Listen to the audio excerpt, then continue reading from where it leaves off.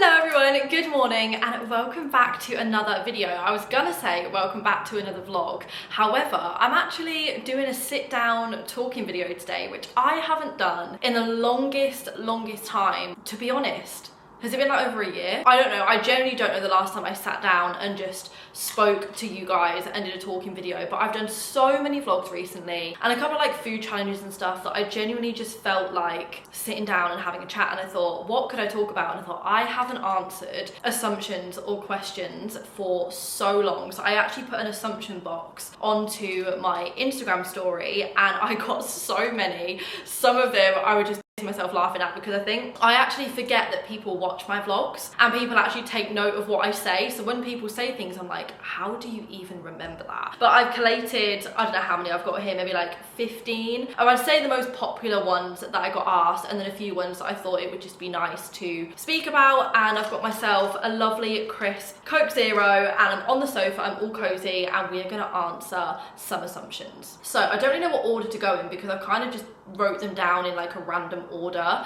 Then the first one, this is more of like a general question, but I just thought this would be really nice to answer. How to know what you want to do with your life in your 20s? I feel really lost. This is something that I have also experienced, and I have had a job since I was 14, let's say, for argument's sake. I didn't know it was going to be a job at that point, but I started doing YouTube properly like when I was 14, little bits when I was like 11, 12, but properly when I was 14. And I came into my 20s doing this career for so long that there probably was moments where I was like, is this what I want to do forever? Like, you know, is this going to make me happy forever? And I've definitely had moments of feeling lost. And I think it doesn't matter what job you're in, what career you want to go in, whether you've been to uni or not, I think you're always going to feel a little bit lost in your 20s. And that doesn't always actually come from career things and from a work angle. It can also come from not having as many friends as you used to, or feeling like you're behind because you don't have a partner, or feeling like you don't have as much savings as somebody else does. I think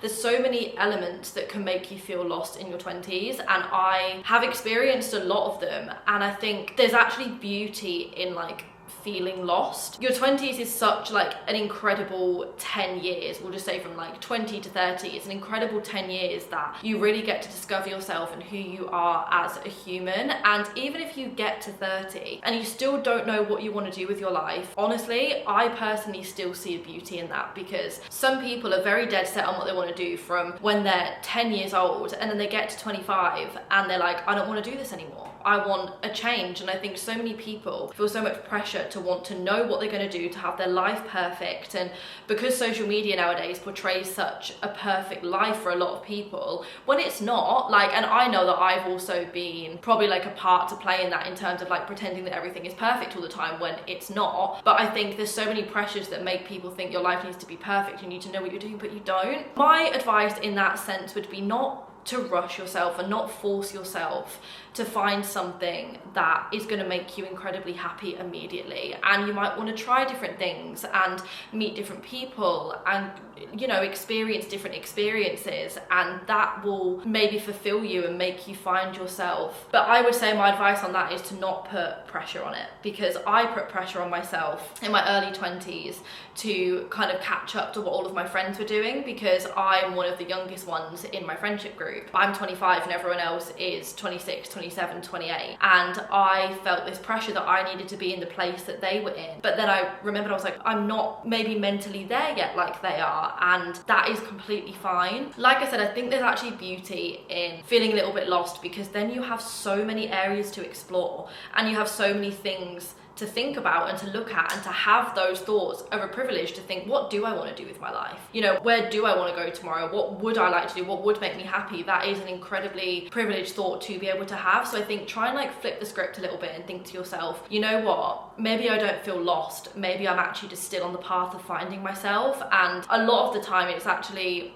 the journey that is way better and makes you way happier than what the final end result does. I think that's what so many people go wrong with nowadays. They like rush the journey and don't take all of those parts in, and then they'll get to the end goal and they're not happy because they haven't enjoyed the journey of it. So I kind of hope that makes sense, but I just want you to know, if you are feeling like that, even if you're not in your 20s, if you're in your 30s, 40s, whatever, it's okay to feel lost, and it's a very, very normal feeling. And I think every single person, whether they want to admit it or not, goes through that emotion at some point in their life. The next one, how do you deal with hate comments on YouTube? So this is something recently that I've only really had to deal with, like I said, in the very recent months, because normally YouTube has been my real safe space in terms of like, I never normally get hate on YouTube, and I have been recently. Like, I've been reading some of the comment sections and it's kind of like hit me a bit, because I'm like, okay, I expect it on TikTok, I expect it on Instagram, like I've always just dealt with that. But with YouTube, that's always felt like my safe space where everyone would just be so lovely. I guess recently people haven't been, and you're never going to be able to make everybody happy at all times, and I completely understand that. And I'm not setting out to offend anybody, I'm not setting out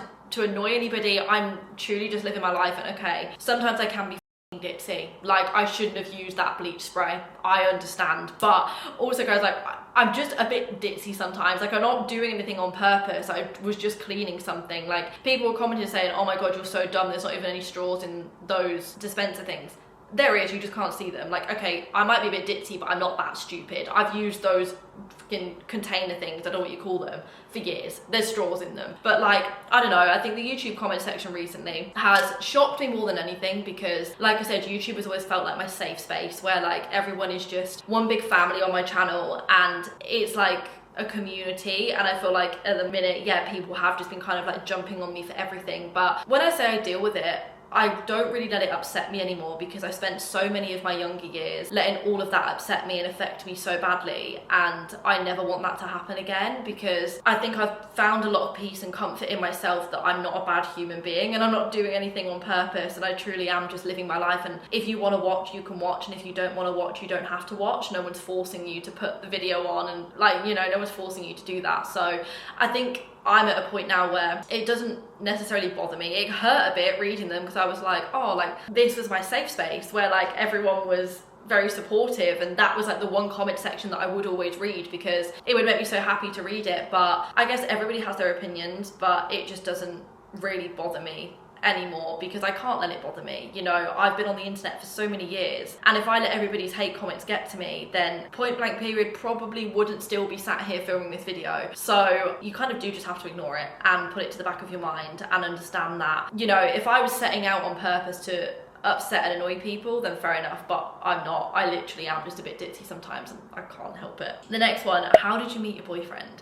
So I don't know if I've ever answered this or spoke about this, but the amount of people that asked, I'm going to assume that I haven't. I actually met Joe on Hinge, which is so funny, because obviously I wrote a dating book called Relationship Status. I don't know if anybody has read it. You still can buy it, there's always a link for it in my description. But I spoke about all the dating apps on there, and all like previous partners and everything that I've had before that I'd met on Hinge. And I think everyone who's been on dating apps is going to have experienced that very low point where you feel like giving up, and you just feel like it's pointless, because you've seen everybody, or the chat is just and you just feel like you're not getting anywhere. And I was definitely in that period of time when I met Joe. I'd really given up on the whole like dating front, and I just thought to myself, what is the point? Like, I'm not meeting anybody nice here, I don't fancy anyone. Like, it just felt pointless. And then yeah, Joe came up, and I remember thinking to myself in complete honesty, like, oh, it's probably not gonna work, like what's the point? And then we went on a first date, and our first date was incredible. Again, I don't know if I've ever spoken about this, but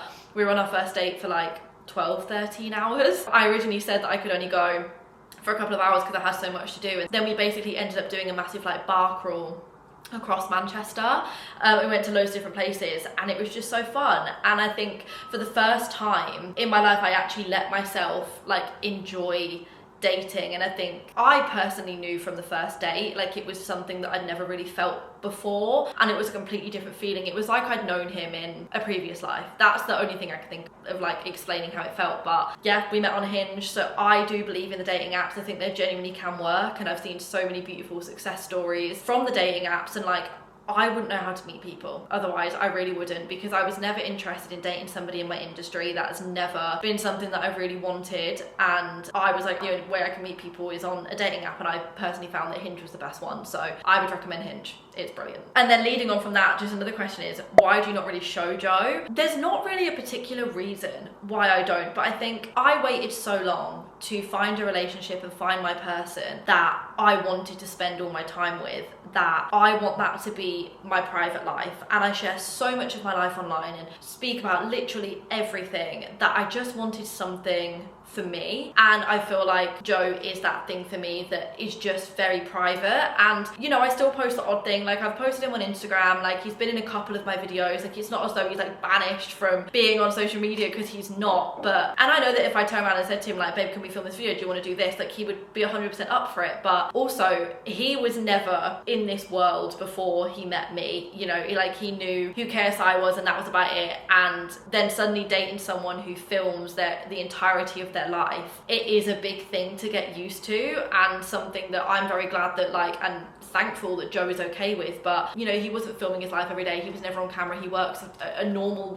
day job that is very different to mine, and I think I enjoy keeping that private and having that for myself. And you know, as the future unfolds and we hopefully have kids and get married or whatever, then of course I will share all of those moments, and as I get older I think I will share more, but like as of right now I just very much enjoy keeping it private. And I never wanted to be that internet couple that would like film everything and do everything together and film all these TikTok trends together. Like that's just not who I am as a person, and that's just not how our relationship is, and I really enjoy that, which is why I never wanted to date anybody in the industry, to be honest, because I always wanted it to be very private. So yeah, that is why it's not secret. No, what's the saying? Private, not secret? Yeah, I think that's it. It's private, not secret. Oh, travel bucket list, and will I travel again? So I absolutely will. I really, really, really want to go to Thailand, and obviously I got a few questions as well. I was meant to go to New Zealand in January. However, with the pod, I couldn't go because the pod happened very, very quickly,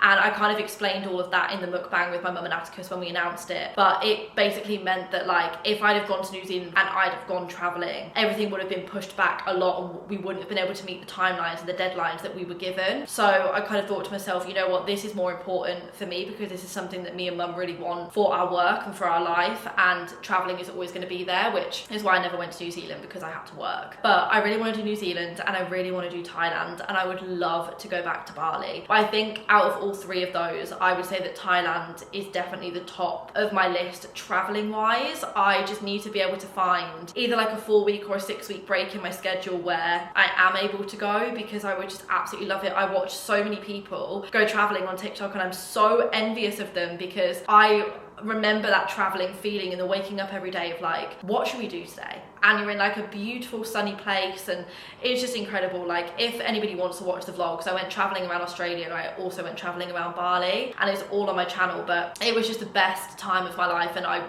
100% will at some point do that again. But in terms of like short-term holidays, so not traveling, I really want to go to Japan. I would say that Japan is the top of my list for the next place I really want to go, and I know it's quite a big holiday, and like I want to plan it properly and make sure I do it properly, but Japan is top of the travel bucket list 100%. Would also love to go to the Maldives. I'd really like to do that. And where else would I like to go? There's a lot of places in Europe I'd like to go. Like I haven't been to Milan, I haven't been to Venice, which I'd really like to go to. There's quite a few places in Europe that I haven't been that I would love to go, but Japan is 1,000,000% the top of my list. This is a really nice one. What are your hopes for Atticus as he gets older? So my hopes for Atticus as he gets older, if we're talking about like job-wise, let's talk about job-wise first. I don't know if I would want him to be on the internet. And I've had this conversation with him as well, because he would love to be a YouTuber. That is one thing that he has said to me, you know, he would love to vlog. But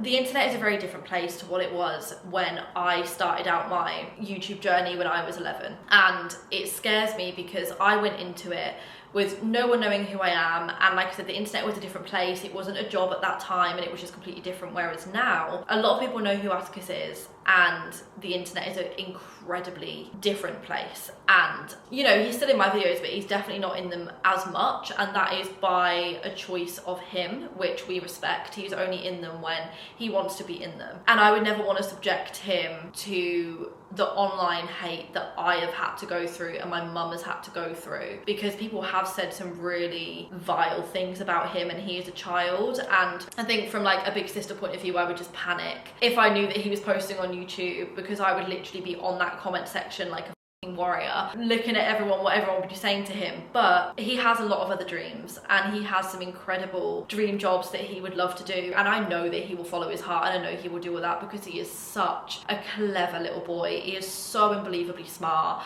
and I am just so proud of him and the person that he is becoming. And you know, he talks to me all the time about uni and what uni he wants to go to and what he wants to study, and like to have that in you at 11 years old, he's nearly 12, he's 12 in like 2 weeks, but to have that in you at that age just makes me so unbelievably happy. So I hope that he lives his dream, and whatever that is, if you know, if he does want to do YouTube when he is a lot older, of course I will support that, but I would also love him to chase his other dreams of, you know, what he really wants to do and what he spoke to me and mum about, because I think he would be amazing at it. And at the end of the day, is whatever makes him happy, but I would love him to chase those dreams. Will you go back to Disney? Oh my god, absolutely we'll be going back to Disney. I don't know when, maybe next year, I don't know. I crave going back. I think after being in Disneyland, it really like makes you miss Disney World. If you've been, you will know the exact feeling that I mean, and you get Disney blues for such a long time, because it's genuinely like the most incredible holiday that when you come back to normal life just feels like this.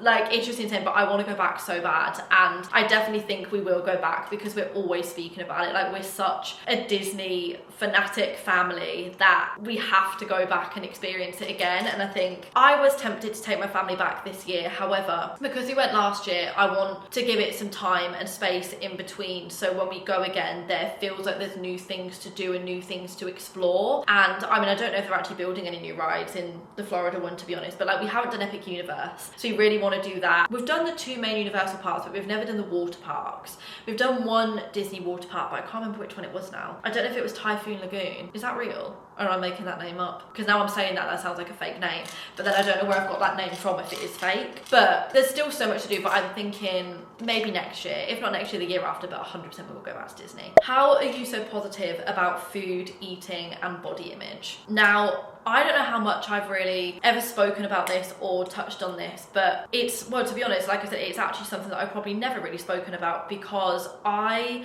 have always wanted my channel to feel a safe space. A lot of the internet, I personally think, promotes a lot of wrong things, and I enjoy my food. I eat what I want to eat.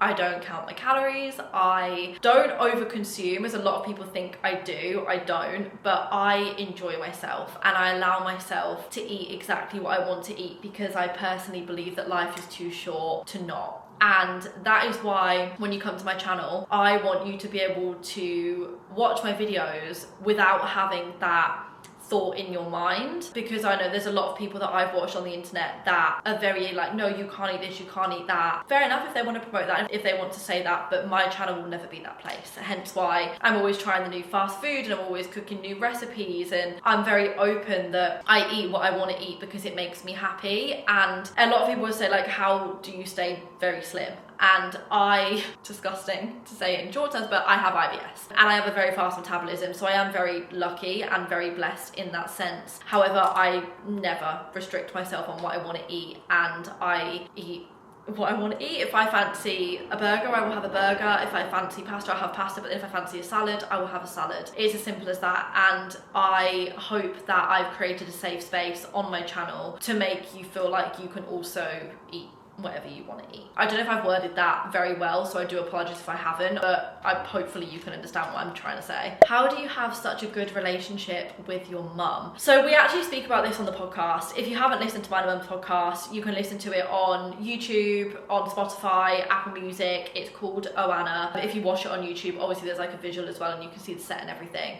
But this is something that me and my mum were speaking about on there, and I genuinely think it has been since I've moved out that has made the biggest different to our relationship. And as I've also got older, my respect for my mum has skyrocketed. As a kid, I think you mistreat your parents sometimes because you're just naughty, you don't understand, you don't have a lot of respect for them. Like, that is just being a child. Like, every child goes through it. But as you get older, I have a whole new like found respect for my mum, especially being a single mum, on how incredibly well she has done and just what an amazing person that she is. And now, like, if I argue with my mum, I would genuinely be upset. Like, I probably would cry, because me and my mum don't argue anymore.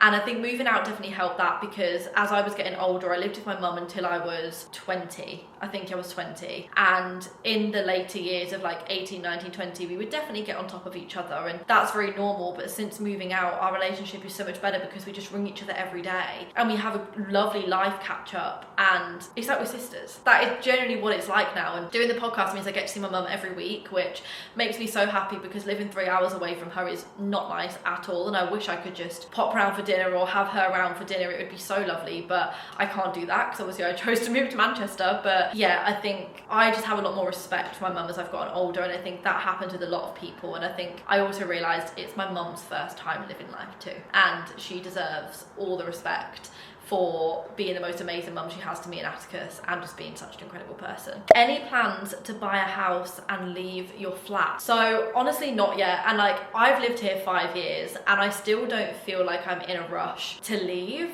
I love this flat so much. I love where I live. I love living in the city centre, and I'm only 25. I don't feel there's like a rush for me to want to buy a house, and I have made sure everything is ready so that I can. And when the kind of like switch flips in my head to be like, right, it's time, I can do it. But I just don't feel like it's time yet, and I just enjoy living here. I love living in this flat. This flat was the first home that I've lived in on my own, and I love it. I've created such a beautiful house for myself that I don't feel like I'm in a rush to leave. I think in a couple of years, maybe end of next year, like beginning of 2028, I'll probably start looking, and I kind of know the area that I want to buy a house in. And I do always go on Rightmove and I have a look at houses and stuff, and I always see things, I'm like, oh my god, I love that. But I just don't know if I'm ready to take that step into adulthood of buying a house and renovating a house. I think I'm still a couple of years away from that. How did you not lose hope after being single for so long? Guys, so many people ask me this, and you know what? There definitely was a lot of times where I lost hope. And I think because I dated so many different people, I knew they weren't my person, and I definitely did lose hope at some point. But one thing that like I always told myself when I was dating someone is I've never disappointed myself, so I will never let a man disappoint me. A lot of the men I dated before disappointed me, and that's why I lost hope, because I was like, oh my god, these are all boys. There's no men out here. No one has the same morals. No one has the same beliefs as me. No one wants the same things as me in life. And I'll be completely honest, like, my friends were the only people that really know this, but I was genuinely like, at the point when I was very single, I always said to my friends that when I was 28, 29, I was gonna have a child on my own, because I so badly want to be a mum and I can't wait to be a mum. But I wasn't prepared to wait around for the right person, because I knew I could do it on my own. And obviously now I'm very lucky that I've met Joe, so hopefully that won't be the case. But yeah, I was very much prepared for that, and that is how much I lost hope. There's no bad thing in losing hope, because that hope will be restored, and you have to find that within yourself. I think I lost hope at a time when I was very hurt, and I was letting that hurt emotion take over all my other emotions. So I wasn't really thinking properly. When I was super comfortable with myself and loved my own company and loved being alone and built the perfect life for myself, that losing hope feeling kind of like drifted away, because I'd created everything I wanted for myself. So when I did meet that person, I knew that they could only add to what I already had built, if that makes sense. So it's very normal to lose hope. I went through it, but do not let it get the better of you, because I promise, once you find that kind of like inner love in yourself and all those things for yourself, that losing hope feeling will disappear. Okay, to end it, what's one thing that I had to learn to make life better? There's a couple of things that I've had to learn to make my life kind of like what it is today, I guess. I've had to learn to let people do them. And I was very much a control freak when I was younger, and I couldn't understand why people did certain things because I would never do them myself. I feel everything incredibly deeply, and I'm a very emotional person, and I kind of wear my emotions on my sleeve. I could never understand why people would do these things because, like I said, I would never do them. And I think as you get older, you have to learn to sound like Mel Robbins, but let them do it, because it is not a reflection of you. It is not a reflection of how you treat that person or of how you are as a person or what you provide, whether this is in a relationship, friendship, whatever situation. It's a reflection of them and who they are as a person. And I've definitely had to learn as I've got older to simply let people be and react how they want to react and not let that affect me, because I spent so many years of my life doing that, and I was a very unhappy person because of that. And I feel like I would mold myself to other people to please them, and I was never putting myself first. So I've definitely learned as I've got older to let people do what they want to do, because you can't control anyone anyway. The only thing you can control is yourself and your own emotions and what you do. You can't control anybody else. So that's the number one thing. I think let them do whatever they've got to do because it's not a reflection on you. And the second thing I've learned is to not care about what people think of you. I think I've had to learn this in a very large capacity because of my job and the things that have come with my job, but you truly do have to ignore what people think of you, because again, if you let someone's opinion affect you, then you are letting them control you. And it kind of like leads back to the whole let them thing. You're letting these people control the way you see yourself. And I've had to deal with it in the capacity of like, people will give me shit, but they think they know me, and you don't. You know what I show you of me, but you will never know me as a person. The only people who know me as a person are my friends, family, partner, you know, people who I actually know. I love the thing that Tom Holland said on a podcast once. I'm gonna word this wrong. It was something along the lines of like, you can only have a problem with me if you have my number, and then we will talk about it. If not, you can't have a problem with me.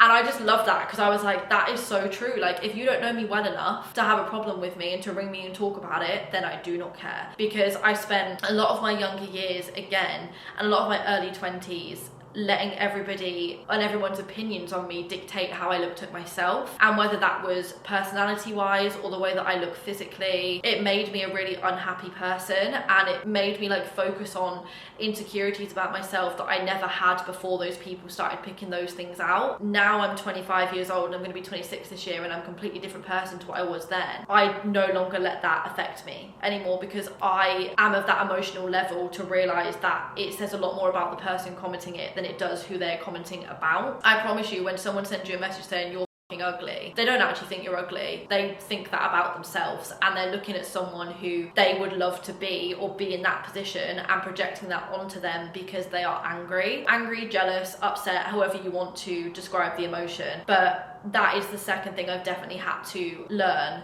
that you cannot listen to what people have to say about you in that capacity, because it will drive you insane, and it's your life, it's not theirs, and you should never let anybody else's opinion dictate your life and what you want to do and how you feel. And I think from like adapting these two things of like understanding to not let people upset me and learning to let them, I've become a much more of like an emotionally intelligent person from that. It's a blessing and a curse, because when people do bad things to me, I understand why they do bad things to me, because I know why they're doing it, but it's just made me very emotionally intelligent as I've got older. So basically they're the two things. That was a very long-winded answer, but ignore what people say about you and let them. Believe me, if you haven't understood that, at some point in your life you will get to that point where you completely understand that, to just let people be and to not let it bother you. Well, I don't know how long that was, because I don't have my glasses on to see how long I've been recording for, but I really enjoyed that, and thank you so much to everyone for sending me in questions.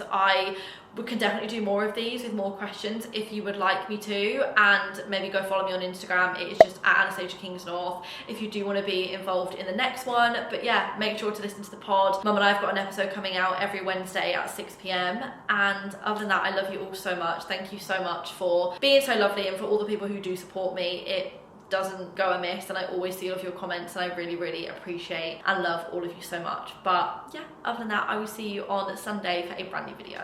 Bye.